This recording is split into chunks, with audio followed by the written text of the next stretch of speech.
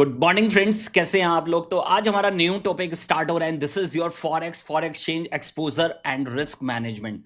तो one of the most important topic है अपने अगर सब्जेक्ट की बात करें तो यहाँ पर जो वेटेज है कम से कम एग्जाम में 3 क्वेश्चन आप यहाँ से एक्सपेक्ट कर सकते हैं and this is from 16 to 20 marks. तो अगर मैं अकेले इस चैप्टर की बात करूं तो this is 16 to 20 marks. Minimum बता रहा हूं, ये मिनिमम, कई बार इससे ज्यादा भी आया हुआ है। 24 26 मार्क्स तक भी इस चैप्टर से डायरेक्टली आया हुआ है। तो आप ये समझ जाना कि एवरेज 20 मार्क्स आप ले ही सकते हैं कि 20 मार्क्स का ये वेटेज है, 20% का ये वेटेज है। और ये चैप्टर अपने आप में मोस्ट इंपॉर्टेंट है। और अगर बात करें, वास्ट है, बहुत बड़ा चैप्टर है, काफी सारे क्वेश्चंस है, मोर देन 100 क्वेश्चंस अकेले चैप्टर के अंदर है। तो मतलब आप समझ जाइए कि यहां पर आपको देख लीजिए बहुत ज्यादा प्रैक्टिस करनी पड़ेगी, बहुत ज्यादा मेहनत करनी पड़ेगी और तब जाके ये 20 मार्क्स आपको मिलने वाले हैं। ठीक है, तो यहां पर थोड़ा ये मैं मैथ्स नहीं बोलूंगा बट आपको मैथ्स की तरह प्रैक्टिस करनी पड़ेगी। तो जैसे आप मैथ्स में प्रैक्टिस करते हैं वैसे ही यहां पर आपको प्रैक्टिस करनी पड़ेगी, थ्रू होना पड़ेगा और तब जाके आपकी यहां पर स्ट्रेंथ बनेगी और पूरे पूरे मार्क्स आएंगे। मैं एक गारंटी आपको दे सकता हूं, 100% आपको मार्क्स यहां पर मिलेंगे, बस आपको थोड़ी प्रैक्टिस ज्यादा करनी है। ठीक है, तो यहां पर छोटे छोटे बहुत सारे कॉन्सेप्ट्स हैं, सबके कॉन्सोलिडेट करके क्वेश्चन आते हैं, 4 से 5 कॉन्सेप्ट मिला के एक क्वेश्चन बनाया जाता है। तो आप समझ जाइए कि वहां पर आपको थोड़ा सा अटेंटिव रहना पड़ेगा और ज्यादा से ज्यादा प्रैक्टिस आपको करनी पड़ेगी। तो one of the most most important topic है जो आपको 16 to 20% मार्क्स आपको देके जाने वाला है। ठीक है, तो सबसे पहले यहां पर इंट्रोडक्शन से हम स्टार्ट करेंगे। This is the introduction of the forex. Forex is foreign exchange exposure and risk management. तो अगेन यहां पर रिस्क मैनेजमेंट आपको देखने को मिलेगा। तो हम यहां पर देखेंगे आपका क्या एक्सपोजर है, आप किस तरह का एक्सपोजर ले रहे हैं और उसके रिस्क को कैसे मैनेज करना है। Again we are having some hedging strategies, जो सारी हेजिंग स्ट्रेटजीज हम यहां पर पढ़ने वाले हैं। ठीक है, तो बहुत इंपॉर्टेंट चैप्टर है, one of the best chapter मैं आपको बोलूंगा। और अगर यहां पर स्ट्रेंथ बनती है तो डेफिनेटली आपको अच्छा एग्जामिशन आने वाला है। तो मतलब फ्यूचर किया हमने, फिर ऑप्शंस किया और फिर फॉरेक्स। अगर मैं तीनों चैप्टर को अगर मैं वहां पर ऐड कर दूं तो दिस इज मोर देन 30-35% का वेटेज है तीनों चैप्टर्स का मिला के। और अगर इंटरेस्ट रेट रिस्क मैनेजमेंट भी लेके आ जाओ तो अबाउट 45%, 40 to 50% तक का वेटेज आपको इन चारों पांचों चैप्टर से मिल जाएगा सर। ठीक है, तो ये बहुत इंपॉर्टेंट आपके पास पूरा स्लॉट है। तो पहला स्लॉट था आपका security valuation, corporate valuation, merger acquisition. तो वहां पर आपके पास this is about 20 to 25 marks. फिर आपके पास एक ये वाला स्लॉट है अबाउट 40+। तो आप मान के चलो ये पूरा स्लॉट आपके पास futures, options, forex, interest rate risk management, तो अबाउट 40+ मार्क्स का ये स्लॉट है। तो मोर देन आपके पास 50% का आपका देख लीजिए कवरेज भी हो जाएगा। और वहां पर आपके पास देख लीजिए बेस्ट, आपको देख लीजिए वहां पर आपको देख लीजिए यहां पर बहुत सारी चीजें आपको देखने को मिलेगी, सीखने को मिलेगी, जो आगे भी चैप्टर्स में काम आएगी। ठीक है, तो interest rate risk management, bond valuation और साथ में इंटरनेशनल फाइनेंशियल मैनेजमेंट, तो इसके साथ लिंक कर लेना इंटरनेशनल फाइनेंशियल मैनेजमेंट। तो वहां पर कैपिटल बजटिंग का भी फ्लेवर है और साथ में फॉरेक्स का भी फ्लेवर है, दोनों को मिक्स करके उन्होंने इंटरनेशनल फाइनेंशियल मैनेजमेंट बना दिया। ठीक है, तो आपको ये समझ में आ गया होगा कि सब चैप्टर्स लिंक कर रहे हैं और अगर आप धीरे धीरे सबकी प्रैक्टिस करेंगे तो सब में आपकी स्ट्रेंथ बनती चली जाएगी। तो देखिए सर, सबसे पहले स्टार्ट करते हैं, this is from the introduction part.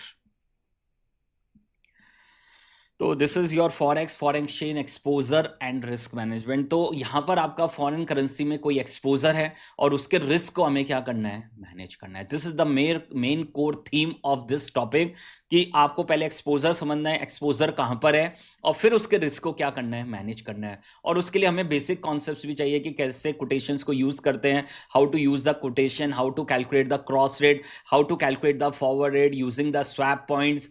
तो वो अलग अलग कॉन्सेप्ट्स आपको सीखने पड़ेंगे, interest rate parity theory, purchasing power parity theory. और फिर उसके बाद वहां पर देख लीजिए आपके पास मिक्स क्वेश्चन स्टार्ट हो जाएंगे और साथ में हेजिंग स्ट्रेटजीज आपको देखने को मिलेगी। और अगेन हेजिंग स्ट्रेटजीज में भी है futures, options, money market as, ये सब आपको वहां पर देखने को मिलेगा। तो ये यहां पर अपने आप में एकदम रिफाइंड चैप्टर है और ये बेसिक्स आपका यहां पर बनाएगा। अगर आप कोर फाइनेंस में, ट्रेजरी में जाना चाहते हैं, ट्रेजरी वहां पर जाना चाहते हैं, तो फॉरेक्स आपको बहुत अच्छे से आना चाहिए। ठीक है, तो देखिए सर, सबसे पहले start with the introduction sir.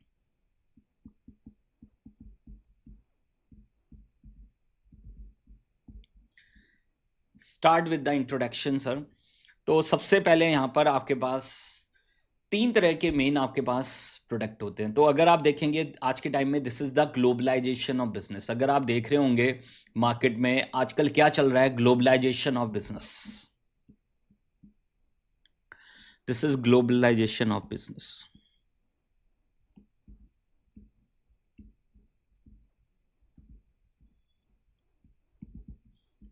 हर चीज़ ग्लोबल हो गई है आज के टाइम में। अगर आप देख पा रहे हैं, if you are raising the funds, तो वो भी आप फॉरेन मार्केट से ले रहे हैं, इन्वेस्टमेंट्स कर रहे हैं फॉरेन मार्केट्स में, साथ में इंपोर्ट्स एंड एक्सपोर्ट्स को आप पूरा फोकस दे रहे हैं। ठीक है, now we have an open economies. आपके पास क्या है, ओपन इकोनॉमीज है।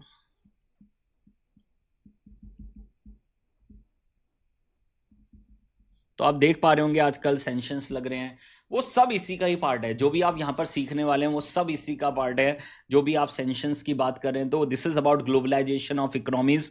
तो आज के टाइम में लोग वहाँ पर फॉरेन इन्वेस्टमेंट्स कर रहे हैं, फॉरेन लोन्स ले रहे हैं, साथ में इंपोर्ट्स एंड एक्सपोर्ट्स कर रहे हैं। तो अगर मैं यहाँ पर बात करूँ इन द फॉरेक्स, इस चैप्टर के अंदर आपके पास तीन मेन प्रोडक्ट्स हैं, और जो भी क्वेश्चन बनते हैं इन तीन मेन प्रोडक्ट्स से ही आपके पास बनते हैं। तो we have three types of products in the foreign exchange market. We have three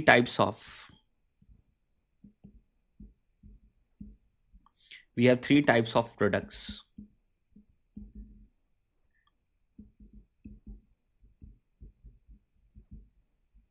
in the foreign exchange market.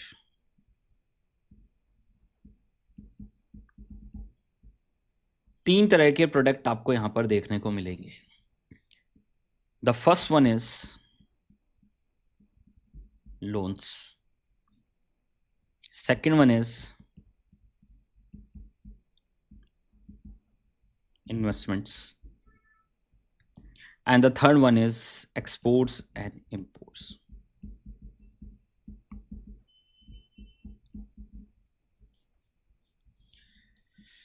Exports and imports, तो आप देख रहे होंगे ट्रेड टाइप्स हो रहे हैं, बायलैटरल एग्रीमेंट्स हो रहे हैं। तो आपने जो भी यहाँ पर अगर आपने पहले आपके पास इकोनॉमिक्स फॉर फाइनेंस अगर होगा सी इंटर में, तो आपने डेफिनेटली इंटरनेशनल ट्रेड पढ़ा होगा। वो पूरा इसी चैप्टर को लिंक करता था। तो उन्होंने वो सब्जेक्ट भी लेके आए थे, इकोनॉमिक्स फॉर फाइनेंस नाम ही था उसका, इकोनॉमिक्स फॉर फाइनेंस। तो वहाँ पर monetary policy, physical policy, international trade और आपके पास कैलकुलेशन ऑफ नेशनल इनकम, ये चार टॉपिक मेन थे वहाँ पर। और बेसिकली वो फाइनेंस को ही पूरा लिंक करते हैं। ठीक है, तो जो पूरा फाइनेंस है वो उन्हीं चार टॉपिक्स से बना हुआ है। तो प्रैक्टिकली जब आप CFA L1 करेंगे तो वहाँ पर भी आपको यही सब पढ़ने को मिलेगा इकोनॉमिक्स के अंदर। ठीक है, तो वो खाली माइक्रो नहीं पढ़ाते हैं, macro is the main focus area, क्योंकि मैक्रो से ही पूरा जो भी वैल्यूएशन है, जब आप top down approach, bottom approach करेंगे, तो this is from the macro to the micro. ठीक है, तो वही सारी चीजें आपको काम आने वाली है। तो मेन आपके पास तीन मेन प्रोडक्ट्स हैं, loans, investments, exports and imports. तो आज के टाइम में आप इंडियन लोन्स नहीं ले रहे हैं, you are taking the foreign currency loans, you are taken foreign currency loans। आप खाली इंडिया में इन्वेस्टमेंट्स नहीं कर रहे हैं, now you are investing in the different countries, अलग पूरे वर्ल्ड में, ग्लोबल, वहां पर देख लीजिए आप ग्लोबल इन्वेस्टमेंट्स कर रहे हैं। तो you are investing in the foreign markets. और साथ में imports and exports, imports and exports. तो आपने एक टर्म पढ़ा होगा BOP, बैलेंस ऑफ पेमेंट।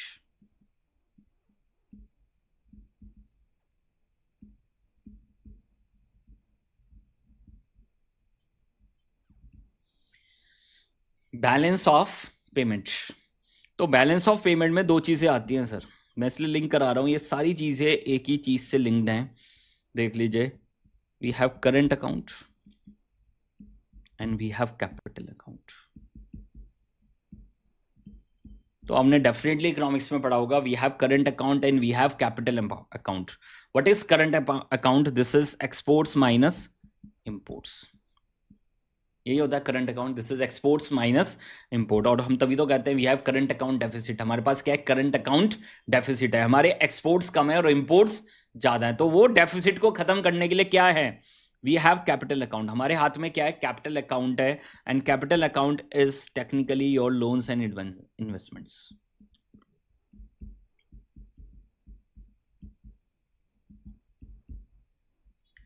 तो हम क्या कर रहे हैं वहां पर देख लीजिए, इस करंट अकाउंट डेफिसिट को खत्म करने के लिए, क्योंकि we have balance of payment should be zero, तो उसको जो नेगेटिव आपके पास बैलेंस है करंट अकाउंट का, जो डेफिसिट है उसको खत्म करने के लिए या तो हम क्या ले रहे हैं, फॉरेन करेंसी लोन्स ले रहे हैं, वर्ल्ड बैंक से लोन्स ले रहे हैं, फॉरेन करेंसी लोन्स ले रहे हैं, या हम वहां पर क्या कर रहे हैं, एफडीआई एंड एफपीआई,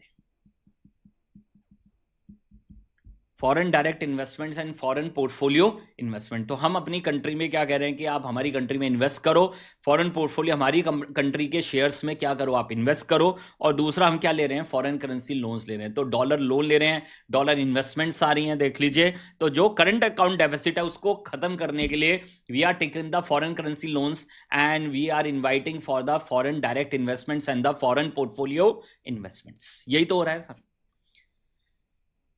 समझ आया? तो यहाँ पर जो लोन्स हैं आपके पास, this is technically foreign currency loans, या तो आप डॉलर लोन ले रहे हैं, या पाउंड लोन ले रहे हैं, या यूरो लोन ले रहे हैं, या येन लोन ले रहे हैं। These are very popular loans in India, ठीक है। तो आज के टाइम में जितने भी कॉर्पोरेट्स हैं they are taking the foreign currency loans. क्यों ले रहे हैं वहां पर फॉरेन करेंसी लोन्स, क्यों ले रहे हैं? क्योंकि वहां पर रेट ऑफ इंटरेस्ट क्या है, बहुत कम है, ठीक है, इन कंपैरिजन टू इंडिया।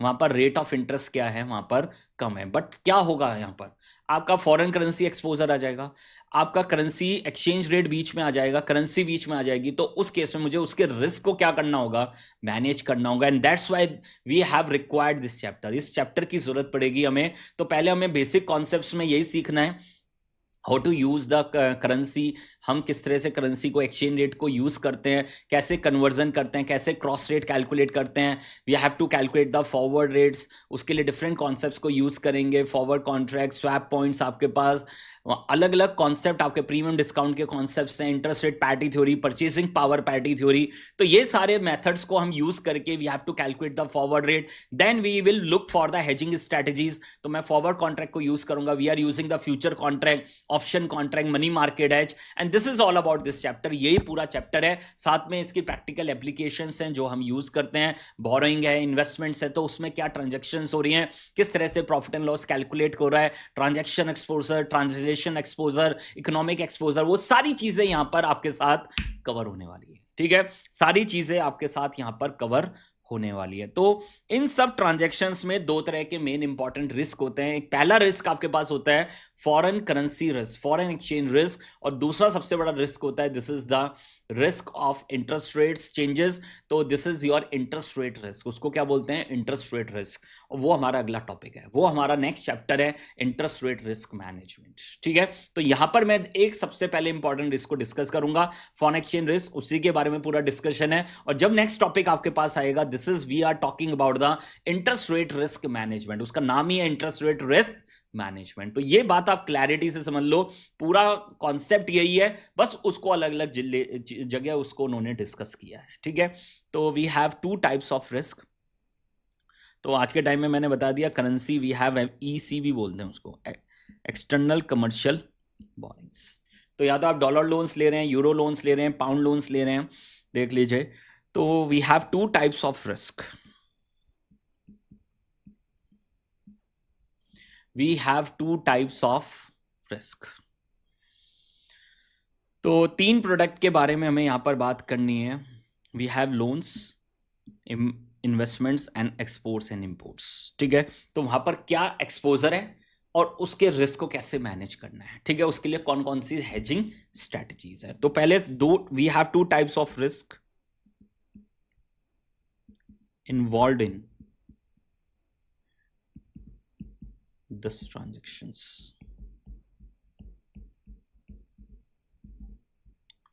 तो जब भी आप ये ट्रांजेक्शन्स करेंगे, लोन्स, इन्वेस्टमेंट्स और साथ में एक्सपोर्ट्स एंड इंपोर्ट्स हैं, तो वहां पर आपके पास we have two types of risk. The first one is foreign exchange risk.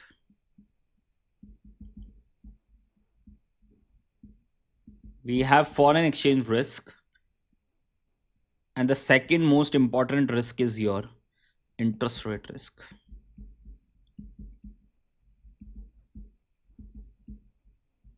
We have interest rate risk, और ये आपका नेक्स्ट टॉपिक है इंटरेस्ट रेट रिस्क मैनेजमेंट। वहां पर हम इसको बहुत अच्छे से डिस्कस करेंगे, ठीक है। और यहां पर आपके पास ये पूरा चैप्टर है, दिस इज योर फॉरेक्स। तो इस चैप्टर में we will discuss about foreign exchange risk और नेक्स्ट चैप्टर में we will discuss about interest rate risk. तो देखिए सर, सबसे पहले यहां पर हम डिस्कस करेंगे what is foreign exchange risk sir.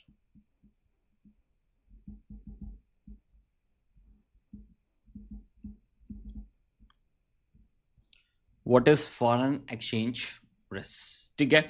तो फॉरेन एक्सचेंज रिस्क आपके पास क्या है देख लीजिए। एक एक प्रोडक्ट की हम बात करेंगे। The first product is your loans. The first product is your loans. पहला प्रोडक्ट आपके पास क्या है? लोन्स। ध्यान से देखना सर, और ट्रांजैक्शंस को भी समझना है कि क्या ट्रांजैक्शन हो रही है, क्योंकि वही हमें पूरे टॉपिक में काम आने वाली है। समझ पा रहे हैं? वही सब हमें पूरे टॉपिक में आपके काम आने वाली है, ठीक है। तो बहुत अच्छे से समझ लीजिए। तो लोन्स की बात करें तो आज के टाइम में जितनी भी इंडियन कंपनीज हैं, now they are looking for the foreign currency loans, ठीक है।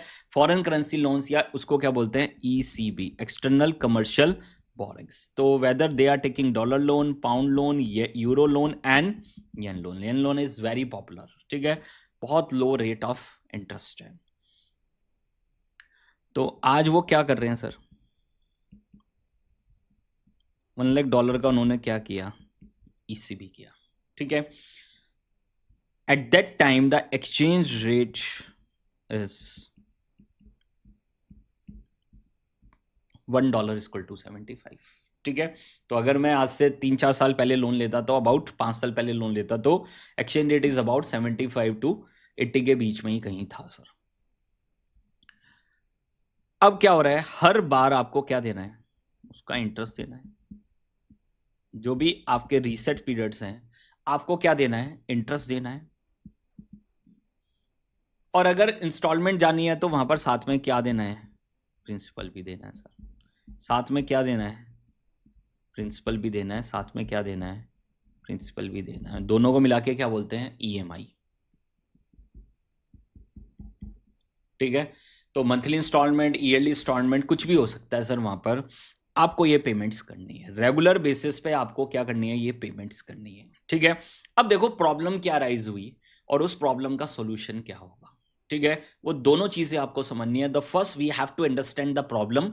हमारी प्रॉब्लम क्या हुई, हमें वहां पर क्या एक्सपोजर है, क्या रिस्क है, और उस रिस्क को कैसे मैनेज करेंगे, we will discuss.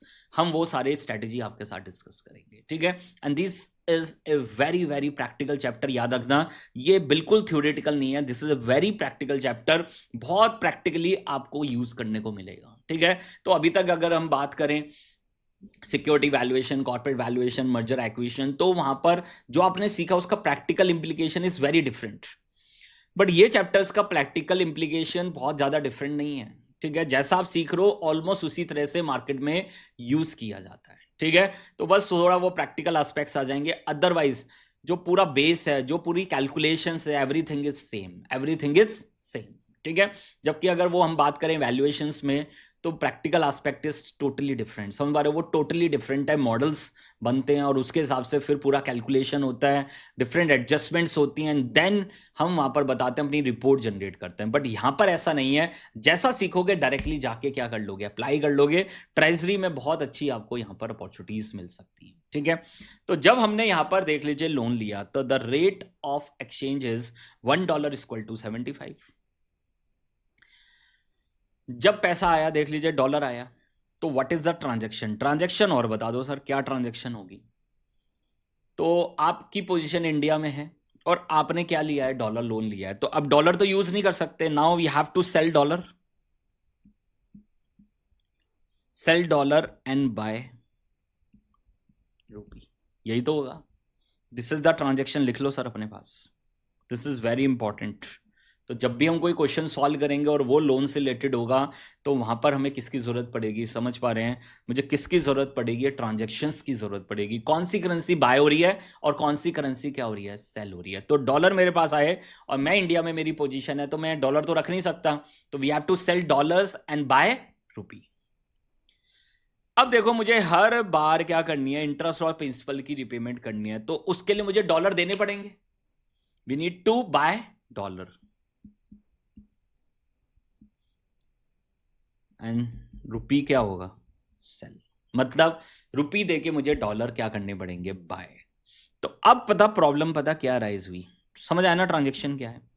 This is our transaction at the time of repayments and this is at the time when we get the loan. समझ पा रहे हैं, जब मुझे लोन मिला तो दिस इज द ट्रांजेक्शन, और जब मैं रीपेमेंट्स करूंगा तो दिस इज द ट्रांजेक्शन। तो जब मैंने लोन लिया, प्लीज फोकस करें, तो वहां पर एक्सचेंज रेट था $1 = 75। जब वापस करने की बारी आ रही है तो एक्सचेंज रेट विल चेंजेस।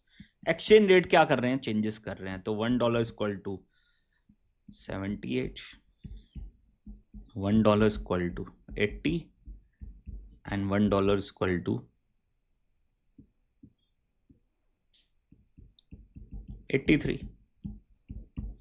इस तरह से एक्सचेंज रेट चेंजेस हो रहे हैं, और उसकी वजह से क्या हुआ कि हमने वहां पर कम रेट ऑफ इंटरेस्ट की वजह से क्या लिया था, डॉलर लोन लिया था। बट जबकि क्या हुआ, जब उसकी रीपेमेंट करने की बारी आई तो exchange rate will changes, exchange rate changes हो गए, और हमारी पेमेंट्स क्या हो गई, ज़्यादा हो गई। समझ पा रहे हैं, हमारी पेमेंट्स हमें क्या करनी पड़ी, ज़्यादा करनी पड़ी। तो टेक्निकली बेनिफिट होने की जगह क्या हो गया, लॉस हो गया। तो आपने बहुत अभी कॉमनली सुना होगा बैंक्स के केस में, एलएनटी के केस में, इंडसइंड बैंक के केस में, they are having a huge foreign currency loss, exchange loss. ठीक है, और वो इसी वजह से हुआ कि वो सही से हेजिंग नहीं कर पाए, और उस वजह से उनका एक्सपोजर बहुत ज़्यादा हो गया, और वो वहाँ पर उस ट्रैप में फंस गए, और उस वजह से क्या हो गया, देख लीजिए वहाँ पर, देख लीजिए उनका क्या हो गया, ह्यूज लॉस हो गया।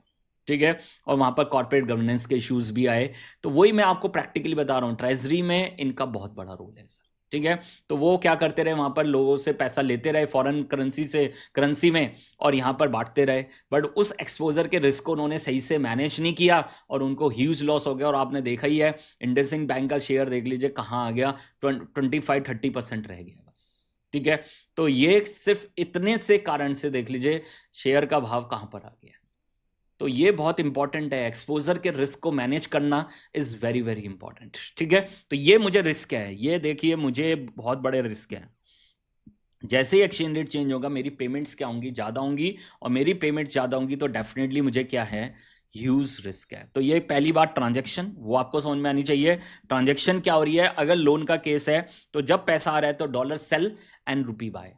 ठीक है, जब वापस करना है तो डॉलर वापस बाय करने पड़ेंगे, पेमेंट करनी है, इंटरेस्ट की पेमेंट करनी है, प्रिंसिपल की रिपेमेंट करनी है, तो डॉलर को बाय करेंगे और रुपी को क्या करेंगे, सेल करेंगे। ठीक है, तो अब मुझे इस रिस्क को क्या करना है, मैनेज करना है। मुझे इस रिस्क को क्या करना है, मैनेज करना है। तो वी हैव हेजिंग स्ट्रेटजीज।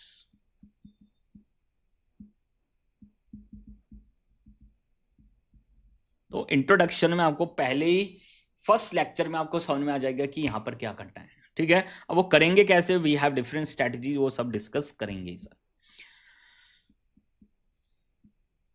तो we have lot of hedging strategies यहां पर आपके पास है। ठीक है, वी हैव फॉरवर्ड हेजिंग,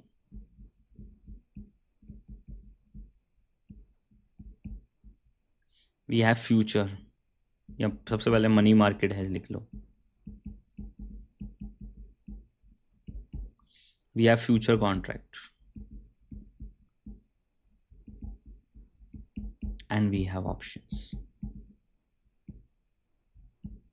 तो पहली बात ये समझ लो सर, ये आपका पीछा छोड़ने वाला नहीं है सर, ये आपका पीछा छोड़ने वाला नहीं है। हेजिंग स्ट्रेटजीज हैं आपके पास, देख लीजिए। तो we have forward hedging, we have money market hedge, future contract and option. तो ये फ्यूचर कॉन्ट्रैक्ट और ऑप्शन कॉन्ट्रैक्ट आपका पीछा छोड़ने वाले नहीं है। ठीक है, तो मैं बैंक के पास जाके अपने रिस्क को मैनेज करा सकता हूँ। ठीक है, तो ये आपके पास ओटीसी मार्केट में आपको दिखेंगे, ओटीसी ओवर द काउंटर। तो forward hedging, money market hedge, मैं बैंक के पास जाके कुछ इस तरह से ट्रांजेक्शन्स करूंगा कि मैं अपने रिस्क को क्या कर लूंगा, मिनिमाइज। तो चाहे वो फॉरवर्ड एजिंग हो, चाहे वो मनी मार्केट है, जो साथ में मैं एक्सचेंज के पास जाके भी कर सकता हूँ, future contract and option contract. तो इनका भी यूज करके we can hedge our position. हम अपने एक्सपोजर को क्या कर सकते हैं, देख लीजिए, हेज कर सकते हैं। ठीक है, साथ में फॉरवर्ड कॉन्ट्रैक्ट को कैलकुलेट करने के लिए आपके पास 4 मेथड हैं।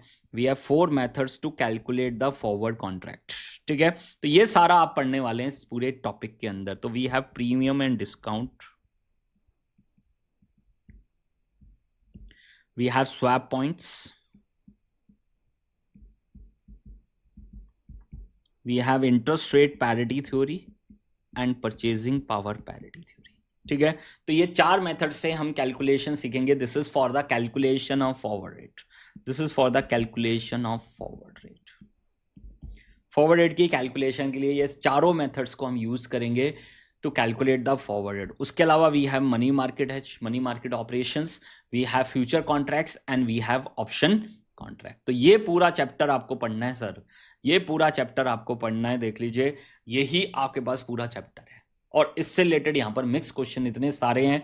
बोरिंग इन्वेस्टमेंट्स पे आपके पास बहुत सारे क्वेश्चंस हैं. साथ में आपके पास इंपोर्ट एक्सपोर्ट से रिलेटेड आपके पास डिफरेंट स्ट्रेटजीज को लेके वहां पर क्या है, डिफरेंट क्वेश्चंस हैं. ठीक है, तो this is one of the vast chapter, more than 100 questions हैं. आपको समझ में आ जाएगा, इतने सारे एग्जाम्पल आपको करने पड़ेंगे, तब जाके आपको पूरी क्लैरिटी आएगी और तब हम वहां पर मिक्स क्वेश्चन कर पाएंगे. याद रखना, एग्जाम में इंडिविजुअल क्वेश्चन कम ही आते हैं, मिक्स क्वेश्चन ही आते हैं. कम से कम 3 से 4 पॉइंट्स को वो टेस्ट करते हैं क्वेश्चन में. तो आपको वो छोटे छोटे सारे कॉन्सेप्ट्स को अच्छे से समझना पड़ेगा, उनकी कैलकुलेशंस को समझना पड़ेगा, और तब जाके आप फुल फ्लेज क्वेश्चंस को सॉल्व कर पाएंगे. ठीक है, तो बहुत क्लैरिटी चाहिए, क्योंकि यहां पर छोटी सी भी मिस्टेक आप to ₹83.50. The rate of conversion is exchange rate. You can convert $1 into the rupees and rupees into the dollars. The rate of conversion is the exchange rate. ये आपके पास क्या है, exchange rate है. This is the price of one country currency in relation to the another country currency. This is the price of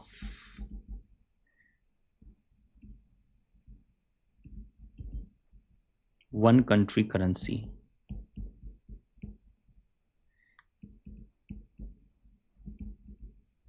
in relation to another country.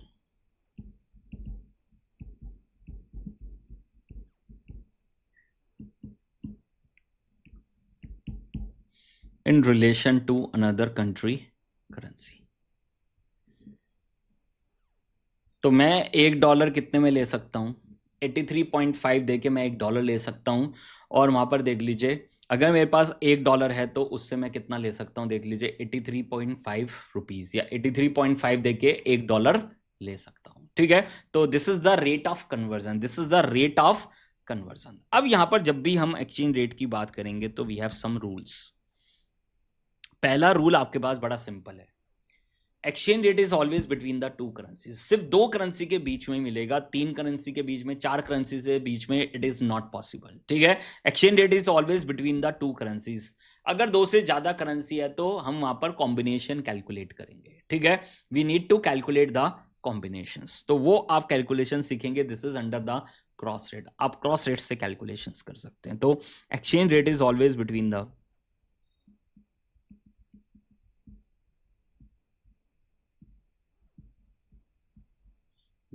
two currencies.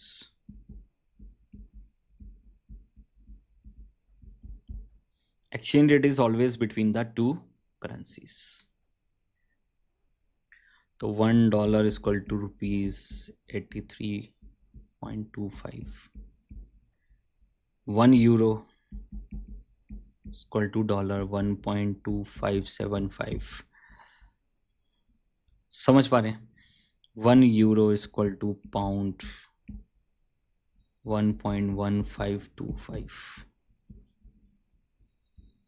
So this is always between the 2 currencies. This is always between the 2 currencies. This is always between the 2 currencies. Second point आपके पास क्या है, जब भी कोई transaction होगी, मैंने अभी बताया था आपको, मैंने तीनों ट्रांजैक्शंस आपके साथ डिस्कस की, loans, investment, exports and imports. ठीक है, तो वहां पर बहुत क्लियर था सर, मैंने पूरा ट्रांजैक्शन आपको लिखा है, सब जगह मैंने ट्रांजैक्शन आपको लिख के बताया है. यहाँ पर क्या ट्रांजैक्शन हो रही है, डॉलर बाय रुपी सेल. यहाँ पर क्या ट्रांजैक्शन हो रही है, डॉलर सेल रुपी बाय. यहाँ पर क्या ट्रांजैक्शन हो रही है, जब इन्वेस्टमेंट कर रहे हैं तो डॉलर बाय रुपी सेल, जब वापस आ रहा है पैसा तो डॉलर सेल रुपी बाय. देख लीजिए, जब वहां पर देख लीजिए लोन्स के बारे में बात कर रहे हैं तो लोन ले रहे हैं, तब उस समय क्या हो रहा है, सेल डॉलर रुपी बाय, और जब वापस कर रहे हैं तो डॉलर बाय रुपी सेल. तो जब भी कोई ट्रांजैक्शन होगी तो सिंपल बात है, एक करेंसी बाय होगी और एक करेंसी क्या होगी, सेल होगी. तो वो आप ध्यान से समझ लीजिए. ये आपको इसलिए इतना बेसिक मैं बता रहा हूं कि वहां पर आप जब क्वेश्चन पढ़ेंगे ना तो आपके माइंड में सब चीजें आएंगी और आपकी कभी गलती नहीं होगी. ठीक है, तो आप बहुत क्लैरिटी से उस ट्रांजैक्शन को जज कर पाएंगे कौन सी करेंसी बाय हो रही है, कौन सी करेंसी सेल। ठीक है, तो वो एक बार अगर आप समझ गए कि क्वेश्चन के अंदर which currency we are going to buy and which currency we are going to sell, तो ये समझो 50% क्वेश्चन तो वहीं सॉल्व हो जाता है। ठीक है, तो देखिए second point, in any transaction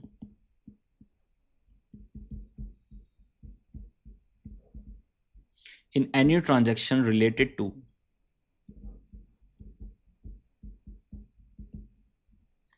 foreign currency or the foreign exchange market,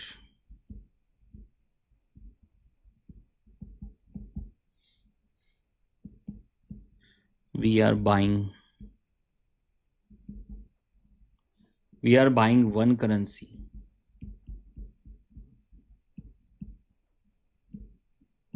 and selling another.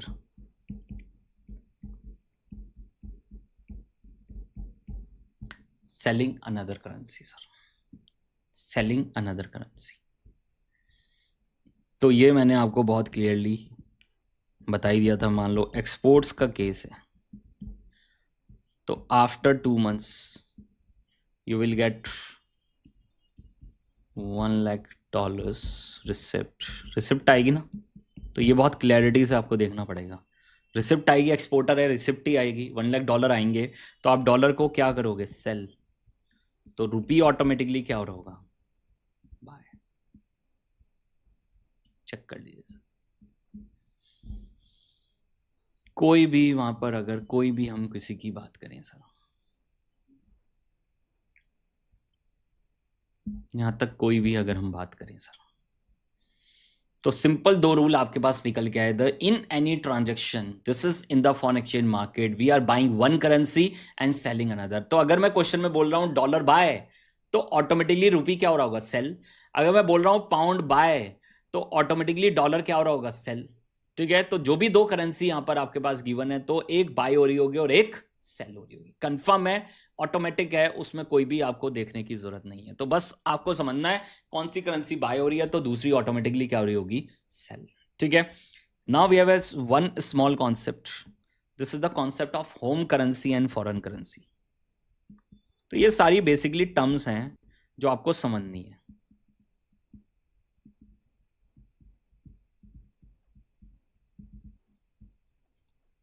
Home currency and foreign currency,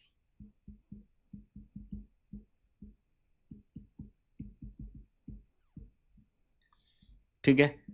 तो अगर आपकी पोजीशन इंडिया में है, सिंपल बात है sir, if your position is in India, तो रुपी आपके लिए क्या है, होम करेंसी। और रुपी को छोड़ के जितनी भी वर्ल्ड की करेंसीज हैं, चाहे वो डॉलर हो, पाउंड हो, यूरो हो, येन हो, देख लीजिए, चाइनीज युआन हो सर, कोई भी हो सर, ऑस्ट्रेलियन डॉलर हो, कैनेडियन डॉलर हो, स्विस फ्रैंक हो, we have Chinese yuan,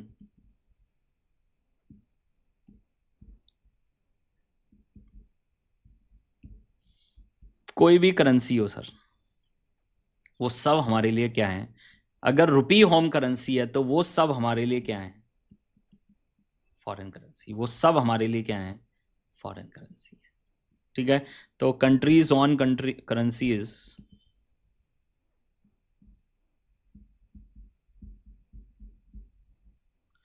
countries on currency is foreign currency,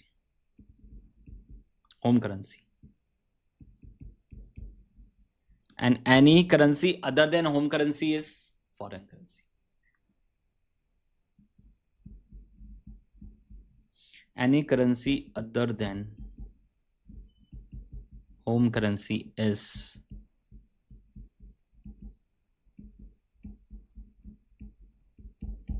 foreign currency. ठीक है, तो छोटे छोटे पॉइंट्स हैं जो हम यहां पर पढ़ रहे हैं। तीसरा पॉइंट आपके पास क्या है, spot rate and forward rate. तो ये तो हमें पता ही है sir, we have spot rate and forward rate. तो what is spot rate, we are contracted today for the buying and selling as on today. we are contracted today for the buying and selling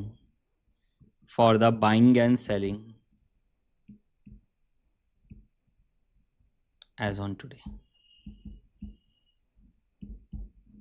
और important चीज पता क्या है, rate is decided as on today.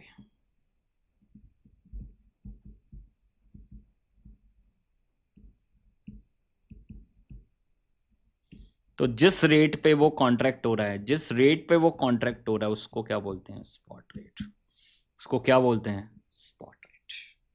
तो we are contracted today for the buying and selling as on today and the rate is decided as on today. Rate आपके पास कब decide होगा, आज ही डिसाइड होगा. तो उस रेट को क्या बोलेंगे, दिस इज स्पॉट रेट. उसको क्या बोलेंगे, स्पॉट रेट. तो अगर आज कोई ट्रांजेक्शन हो रही है, आज अगर स्पॉट में कोई ट्रांजेक्शन हो रही है, तो we are using the spot rate.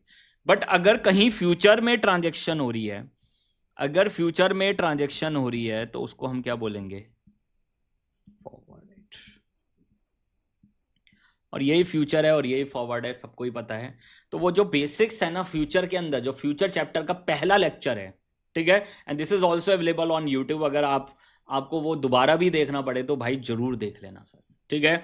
तो वो ही बात ध्यान रखना सर, ये यहां पर बेसिक्स था, पूरा बेसिक्स हमने कवर किया फ्यूचर एंड ऑप्शन का. वो सारे बेसिक के कॉन्सेप्ट आपको यहां पर इस चैप्टर में काम आने वाले हैं. फिर इंटरेस्ट रेट रिस्क मैनेजमेंट में काम आने वाली है. इन दो में तो भर भर के आपको सारे कॉन्सेप्ट आपको देखने को मिलेंगे, ठीक है. तो अगर मुझे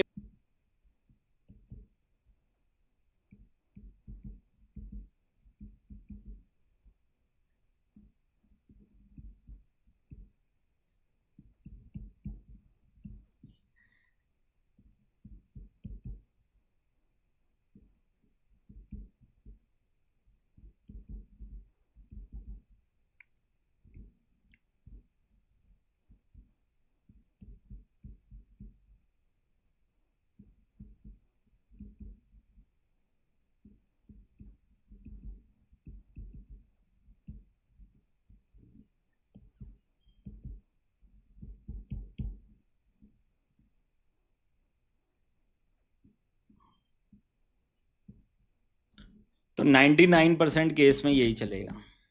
सिर्फ 1% केस है जब वहां पर आपके पास we solve question from the point of view of bank, और वो आपके पास आएगा cancellation under the forward contract, ठीक है. वो आपको समझ में भी आ जाएगा कि why we are calculating from the bank point of view. उसका कारण क्या है, वो पूरा इंटर बैंक ट्रांजेक्शन्स हैं और इसलिए हम बैंक के पॉइंट ऑफ व्यू से ही कैलकुलेट करते हैं, ठीक है. तो वो आपको समझ में आ जाएगा जब आप वो क्वेश्चंस पे जाएंगे, उस कॉन्सेप्ट पे जाएंगे, cancellation under the forward contract. Otherwise उसके अलावा पूरे सब्जेक्ट में, पूरे चैप्टर में always solve question from the point of view of customer only. तो कोटेशंस कौन किसके पॉइंट ऑफ व्यू से गिवन होगी, बैंक के पॉइंट ऑफ व्यू से. बट क्वेश्चन किसके पॉइंट ऑफ व्यू से सॉल्व करना है, this is from the point of view of customers, ठीक है. This is the most important point. यही आपके पास क्या है, इंपॉर्टेंट पॉइंट है. तो इसको जो आस्क और बिड का जो डिफरेंस है, आस्क माइनस बिड, इसको स्प्रेड भी बोलते हैं. उसको क्या बोलते हैं, स्प्रेड, ठीक है. तो उसको मार्केट में क्या बोला जाता है, स्प्रेड भी बोला जाता है सर,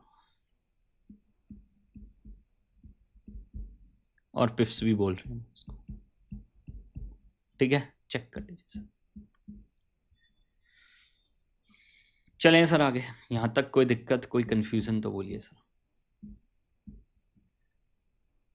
अब नेक्स्ट जो हमारे पास जो इंपॉर्टेंट पॉइंट है यहां पर जो हमें समझना है sir, this is your quotations के बाद, बिड एंड आस्क रेट के बाद देख लीजिए. फिफ्थ पॉइंट आपके पास क्या है, American and European quotations. Next point लिख लो सर, एक्सचेंज रेट कोटेशंस.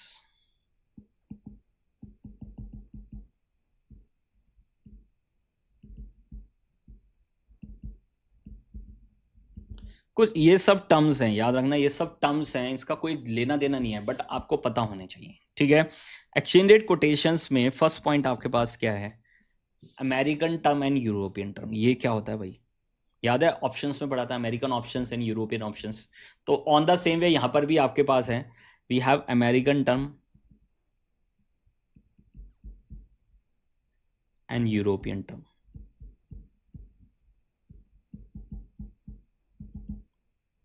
ये अगर हमें नहीं भी पता हो तब भी कोई फर्क पड़ने वाला नहीं था, बट आपको पता होना चाहिए।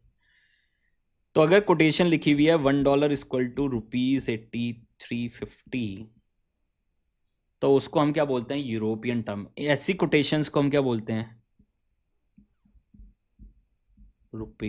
European term.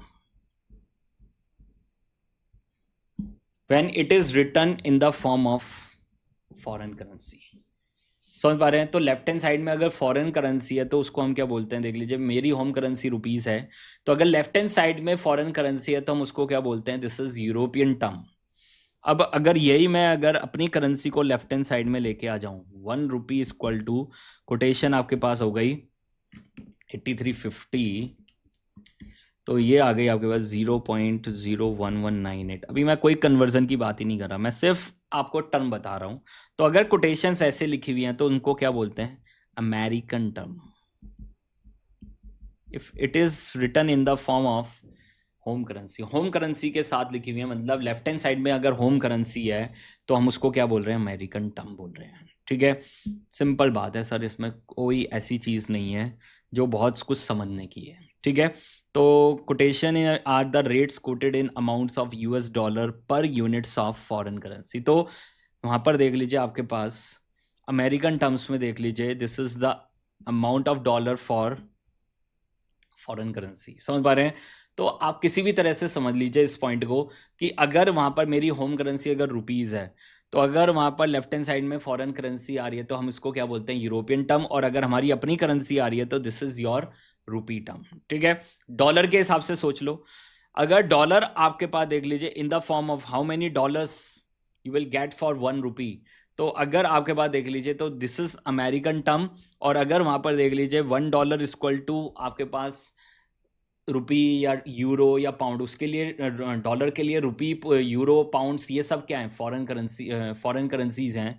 तो उस केस में उसको क्या बोलते हैं? European term. ठीक है, तो ये सिर्फ एक टर्म है जो आपको समझनी है, तो लिख लो एक बार फिर भी, जिससे आपको ध्यान रहे, अदरवाइज इसका कोई रोल नहीं है। Quotes in American term are the rates quoted in amount of dollars per unit of foreign currency. Per unit of foreign currency, तो डॉलर के लिए रुपी क्या है? फॉरेन करेंसी है। तो मैं लिख देता हूं, quotes in American term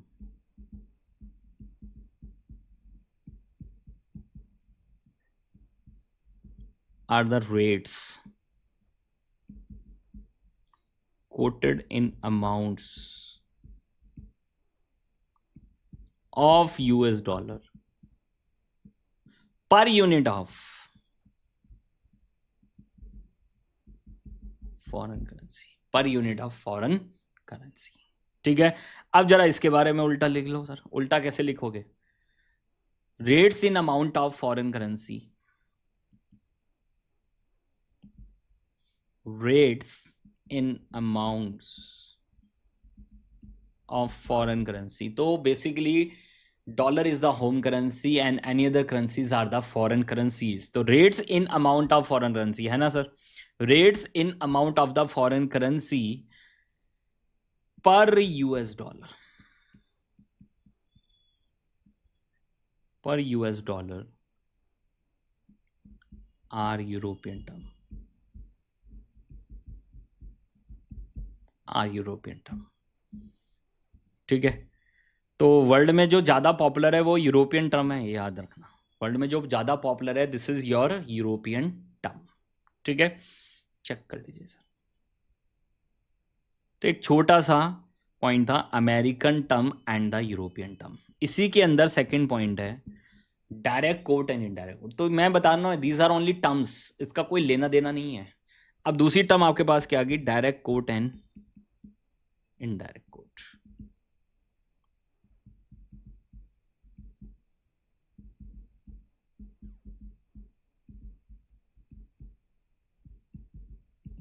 you should know the term, बस और कुछ नहीं करना है इसका। मान लो home currency is rupees and foreign currency is dollar. Foreign currency आपके पास क्या है? डॉलर है सर।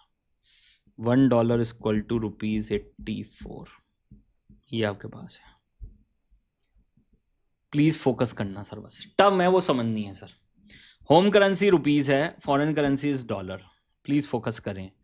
तो dollar is the foreign currency, one foreign currency is equal to how many units of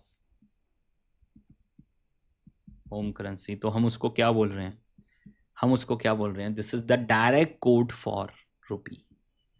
इसको हम क्या बोल रहे हैं, डायरेक्ट कोड फॉर रुपी। तो ये टर्म बस बताना था मुझे और निकल जाना है। इसके बारे में कभी आपको सोचना नहीं है किस करेंसी के लिए डायरेक्ट है, किसके लिए इनडायरेक्ट है। Simple, this is your one home foreign currency is equal to how many units of home currency. तो अगर कोटेशन ये लिखी हुई है तो this is the direct quote for rupee. अब मैं अगर इसी कोटेशन को चेंज करके रखूं, one rupee is equal to dollar, तो दिस इज 84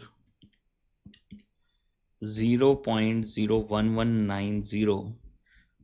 तो हम इसको क्या लिखेंगे, प्लीज फोकस करें। अब ये होम करेंसी हमारी, one home currency is equal to how many units of, how many units of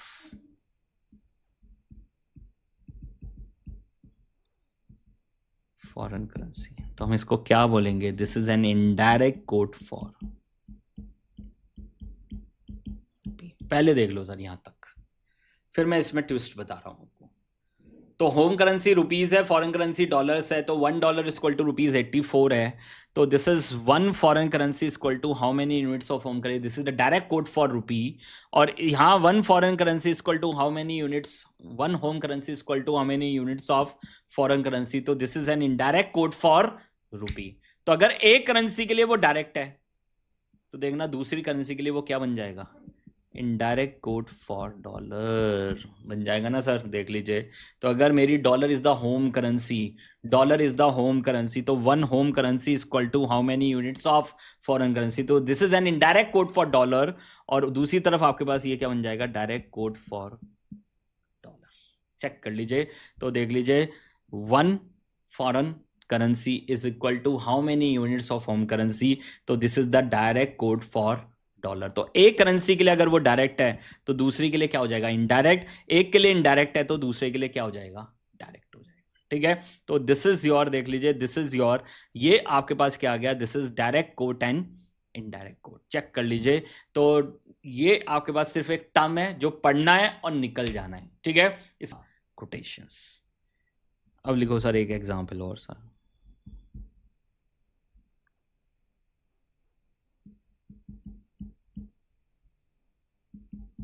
$85.3070 और 20 लिख दिया।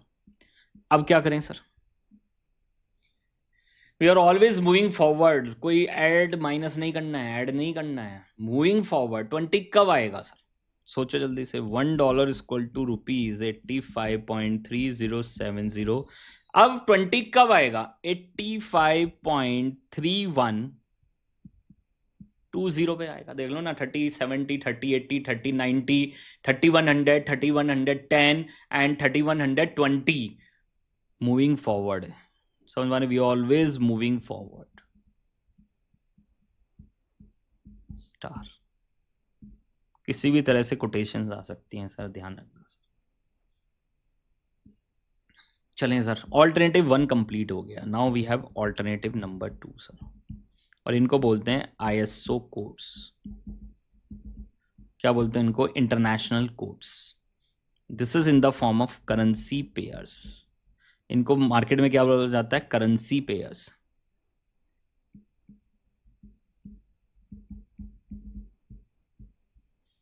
This is in the form of currency pairs. अब इनको रीड करने का तरीका अलग है और इनकी अपनी पहचान है, उस पहचान को हम फॉलो करेंगे सर। अब देखो वो कैसे लिखेगा, USD स्लैश INR। पहली पहचान उनकी क्या है sir, this is always in 3 capital letters. This is always in 3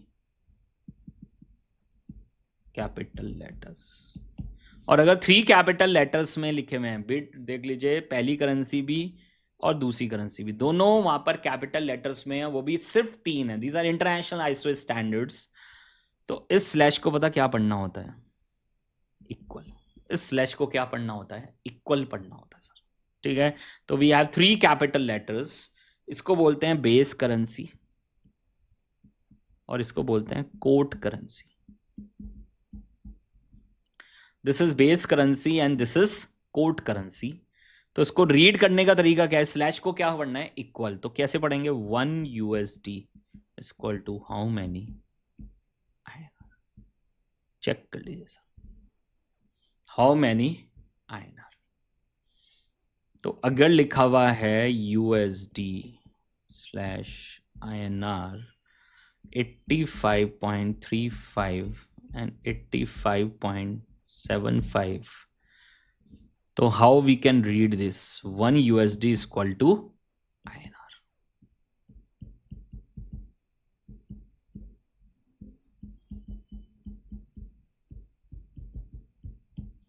check कर लीजिए sir, this is our ISO codes. इनको क्या बोलते हैं, आइसो कोड्स बोलते हैं।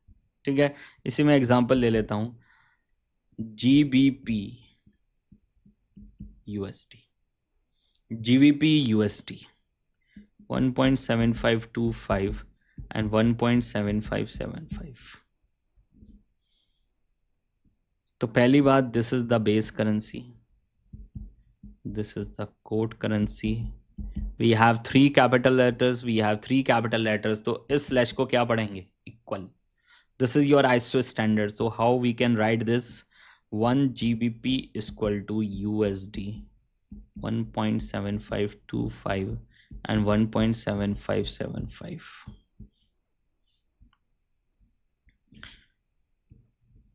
खत्म सर।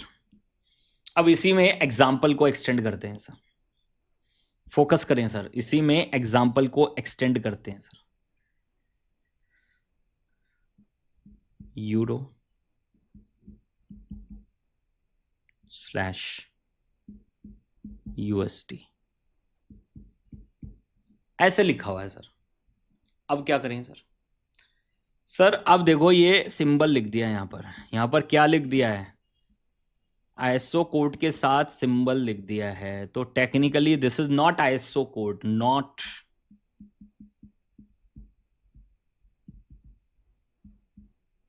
तो हम इसको कैसे पढ़ेंगे, जनरल, और जनरल में स्लैश को क्या पढ़ना है, पर। तो क्या बन जाएगा, यूरो पर USD, तो क्या बन जाएगा, 1 USD equal to how many euros, how many euros. Check करो सर, चेक करिए सर, समझ आया sir. Now we have exception to the rules. अभी हमने 2 रूल पढ़े हैं, एक जनरल रूल पढ़ा है, एक आईएसओ कोड्स पढ़ा है। अब अच्छे से हाईलाइट कर लेना, एक्सेप्शन टू द रूल्स।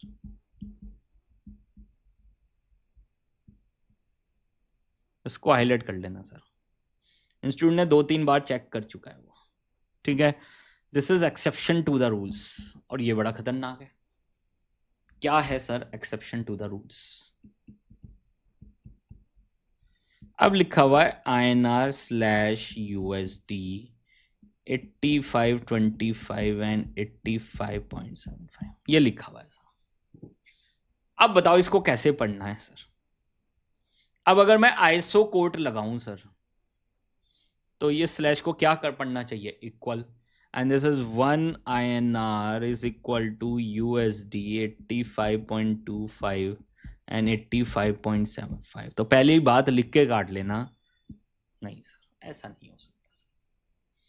तो अगर वहां पर कोटेशन में देख लीजिए, INR is the weak currency and USD is the strong currency, तो इस केस में मुझे स्ट्रॉन्ग और वीक को देखना पड़ेगा। ठीक है, और स्ट्रॉन्ग हमेशा क्या होगी, कोट करेंसी होगी, स्ट्रॉन्ग हमेशा क्या होगी, कोट करेंसी। तो इसको मुझे क्या पढ़ना पड़ेगा, पर ही पढ़ना पड़ेगा, 1 USD equal to INR 85.25 and 85.75। तो we need to check the weak and the strong currency.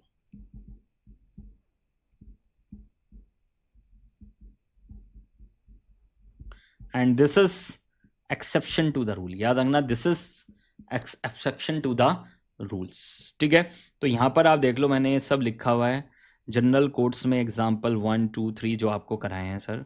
General codes में आपको एग्जाम्पल 1 2 3 4 5 ये पांचों हमने कराए हैं सर, चेक कर लीजिए सर। ये जनरल कोड्स में 1 2 3 4 5। और दूसरा आपके पास क्या है, आईएसओ कोड्स है। दूसरा आपके पास क्या है, आईएसओ कोड्स है सर। दूसरा आपके पास आईएसओ कोड्स है। तो एक बेस करेंसी और एक कोड करेंसी है, और वहां पर आपके पास ये सारे एग्जांपल्स मैंने आपको कराए हैं सर। ठीक है, अब ये आपके पास है, देख लीजिए। This is your exception to the rule, this is your exception to the rule.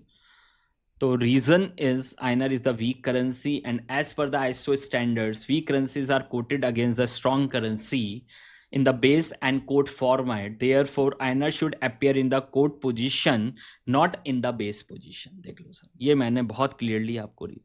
तो this is the star point. ये आपके पास क्या है, स्टार पॉइंट है sir.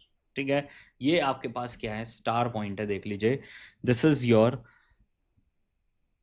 Week currency and strong currency concept. ठीक है, तो मैंने वो एक टेबल आपको दे दिया है, क्योंकि मेजरली जो करेंसीज हैं उसके बारे में एक दो बार उन्होंने पूछा हुआ है, तो इसलिए मैंने आपको ये बता दिया है। तो USD INR, USD is the base currency, INR quote है, यूएसडी स्ट्रॉन्ग है। JPY INR में JPY इज द स्ट्रॉन्ग, तो लेफ्ट हैंड साइड में वही आएगा। यूरो INR में यूरो, GBP INR में GBP, यूरो USD में यूरो, याद रखना यूरो, GBP USD में GBP, एंड USD JPY में USD। ठीक है, और ये मैंने आपको कोटेशंस दे रखी है, चेक कर लीजिए सर। तो ये काफ़ी लोगों की क्वेरी रहती थी, तो इसलिए मैंने इसको बिल्कुल एक्सप्लेन्ड वे में आपको पूरा बहुत अच्छे से आपको बता दिया है सर, पूरा एक्सप्लेन्ड वे में आपको बता दिया है सर। चेक कर लीजिए सर, पूरा एक्सप्लेन्ड वे में आपको बता दिया है सर, चेक कर लीजिए सर। कोई भी अगर आपके डाउट्स हैं, कंफ्यूजन है, बोलिए sir.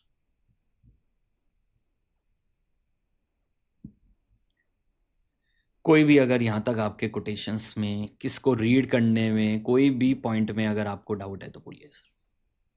Now we will move to some questions. Question number 1A, consider following rupee per SGD direct quote of ICICI Mumbai, वो आपको दे दिया है। तो अब देख लीजिए, ये आईएसओ कोट नहीं है, तो इसको कैसे पढ़ेंगे, रुपी per SGD। 1 SGD is equal to how many rupees? What is the cost of buying rupees 55,000? How many would we receive by selling 92,000 rupees? What is the cost of buying SGD? And what is your receipt if you sell SGD 18,340? तो this is the basic question, आपको पूरा concept बताने के लिए। ठीक है, पूरा concept आपको बताने के लिए है। तो देखिए सर, ध्यान से देखना क्वेश्चन नंबर 1A।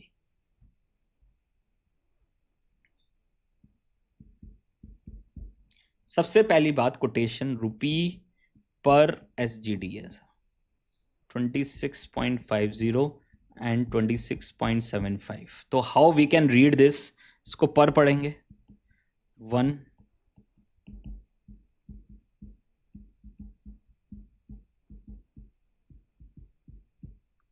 26.75